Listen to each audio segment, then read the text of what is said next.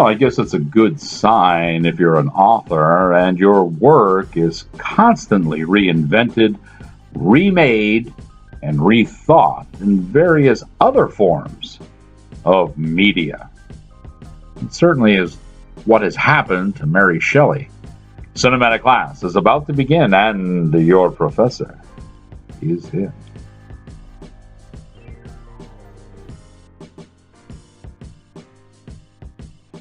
Greetings, ladies and gentlemen. I'm Fiore, your cinematic professor, and today's lesson is Depraved. Now, Depraved is basically a modern uptake on Mary Shelley's classic Frankenstein. Let's talk a little bit about the differences here, shall we? We have no medieval castles and flying electric kites and deranged scientists trying to play God. No, instead what we have here are rather noble causes. We have an army medic who is just overwhelmed with the amount of death he sees on the battlefield, and his mission is to try to save as many people as he can. And this time, instead of using the electricity and all the fancy stuff we've come to know, he turns to Big Pharma.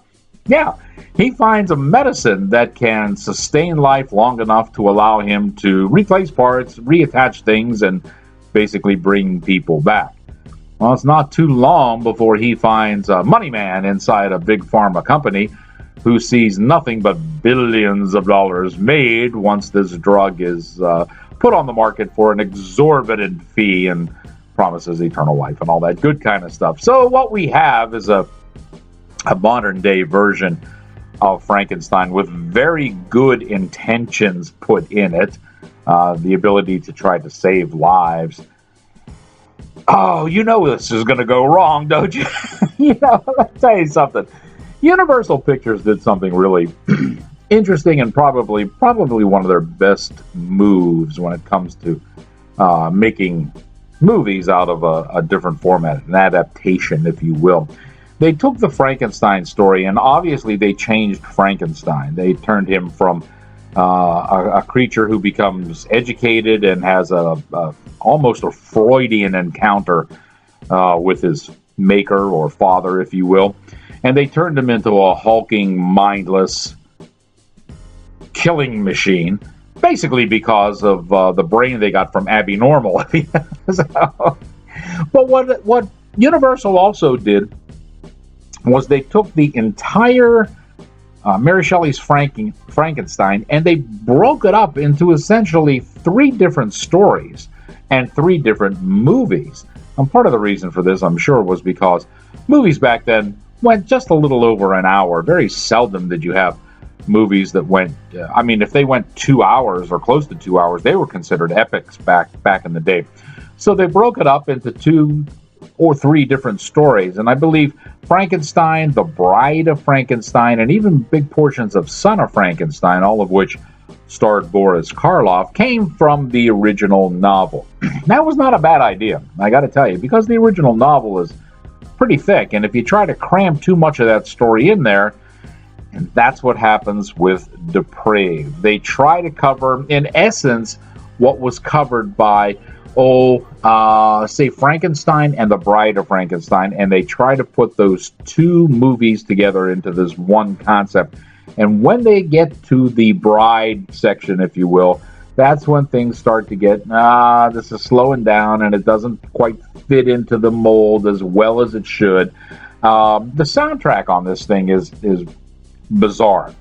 And there's a song during the end credits that when it came on, I went, why in the world did they pick this? It has it's apples and oranges. I didn't get it at all. And there's another thing they try to do photographically. They try to show that what this drug basically does is manipulate the mind, manipulate the brain wave patterns. And while our modern day Frankenstein is coming to life and being reborn, if you will, they want to show how his brain patterns are moving. So they fill the screen with kind of like these cheesy old iMac special effects of colored patterns moving all around. I remember back in the day, when you used to listen to music on the computer, you could put up this little screen that had little fancy, multi-neon colors. And they use this to show the brain pattern. It's very distracting. I don't think it's, I'm sure they were trying to be creative, but this one didn't quite work at all. I think they could have done that. So this movie is basically too long, is what I was saying. And they could have made 2 movies out of this. It probably would have worked better if they'd have just stuck to the one story and not tried to fit the bride in there as much. But I gotta say, I do like when they take stories and they kind of alter them around a little bit and put different aspects onto them. Now, I rail against changing characters. I don't particularly care for that. I mean, you don't make essentially the same movie, but just turn the person from male to female or from black to white and say that you've done radical changes. No, not buying that. But this is a modern retell. It brings in some interesting headlines of the day, like big pharma and money men backing it and how the drug companies work. And, of course, it brings back the entire concept of whether or not we should try to bring someone back from the dead. That's usually never a really good idea. I kind of enjoyed this, even though it had a few foibles with the soundtrack and with the cheesy special effects of the brainwaves and the story going on just a bit too long.